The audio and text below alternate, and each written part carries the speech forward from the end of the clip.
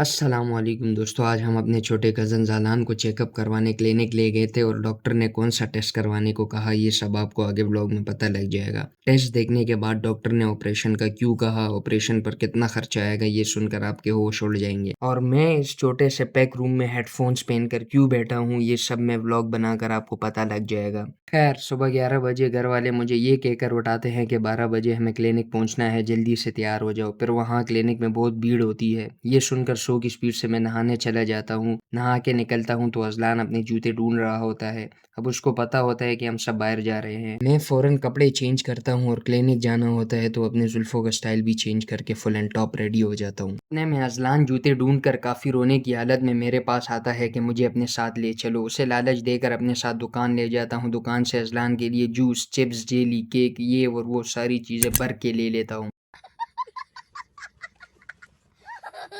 اتنے میں میرا پیارا سا کزن بھی ریڈی ہو چکا ہوتا ہے اور جب میں گھر سے باہر نکلتا ہوں تو ہماری رینٹ کار آ گئی ہوتی ہے۔ 12 تو یہی بج چکے ہوتے ہیں۔ فوراً سے رینٹ کار میں بیٹھتے ہیں اور نکل پڑتے ہیں زالان کا چیک اپ کروانے۔ خیر 9.5 کلومیٹر کا سفر کر کے ہم کلینک پہنچ جاتے ہیں۔ اب یہاں کلینک ہم سے پہلے کوئی نہیں آیا تھا، ڈاکٹر بھی نہیں آئی تھی۔ گھر والے اندر چلے جاتے ہیں، میں اور اذان باہر انتظار گاہ میں بیٹھ جاتے ہیں۔ کافی دیر انتظار کیا لیکن ڈاکٹر نہیں آئی تھی۔ نماز کا ٹائم ہو رہا تھا۔ میں اور اذان فوراً سے نماز پڑھنے چلے گئے۔ با جماعت نماز ادا کی۔ جب واپس کلینک کی طرف آئے تو کافی بھیڑ لگ چکی تھی۔ خیر آخر کار ڈاکٹر صاحبہ اپنی پریس گاڑی میں پہنچ جاتی ہیں۔ لوگ ایسے دروازے پہ جمع ہو جاتے ہیں جیسے یہاں خیراتی چاول بٹ رہے ہوں۔ اب چاول کا نام کیا لیا، مجھے اور اذان کو بھوک لگ گئی۔ ہم سیدھا دکان پہنچے، اپنی جیب کے حساب سے 100 روپے کے 2 چپس اٹھائے اور اسی پہ گزارا کیا۔ یہاں سے فوراً کلینک کی طرف گئے لیکن ہمارا نمبر ابھی تک نہیں آیا تھا۔ اب تو بھوک بھی مٹ گئی تھی اور نیند بھی آ رہی تھی تو سکون کی نیند لینے مسجد چلا جاتا ہوں۔ جیسے ہی آنکھ لگتی ہے اذان آتا ہے اور اٹھا کر کہتا ہے کہ گھر والے فارغ ہو گئے۔ خیر منہ ہاتھ دھو کر فریش ہوتا ہوں۔ گھر والے کہتے ہیں ہیئرنگ ٹیسٹ کروانے الیاس جنرل ہاسپٹل جانا ہے تو فوراً سے رکشہ پکڑتا ہوں۔ اتنے میں اذان زالان کو اندر کلینک سے باہر لاتا ہے۔ رکشے میں بیٹھتے ہیں۔ 4.5 کلومیٹر کا سفر کرتے ہوئے الیاس جنرل ہاسپٹل پہنچ جاتے ہیں۔ سیدھا ہیئرنگ ٹیسٹ کروانے آڈیولوجی روم میں انٹر ہوتے ہیں۔ ٹیسٹ کروانے والے بھائی کہتے ہیں ہیئرنگ ٹیسٹ مشین دوسرے بھائی لے کے گئے ہیں، تھوڑی دیر میں آتے ہوں گے۔ خیر زالان کافی بور ہو گیا ہوتا ہے تو میں اس کو انٹرٹین کر رہا ہوتا ہوں۔ اتنے میں بھائی مشین لے کر آ جاتے ہیں اور وہ بھائی زالان کو ٹیسٹ کروانے الگ سے لے جاتے ہیں۔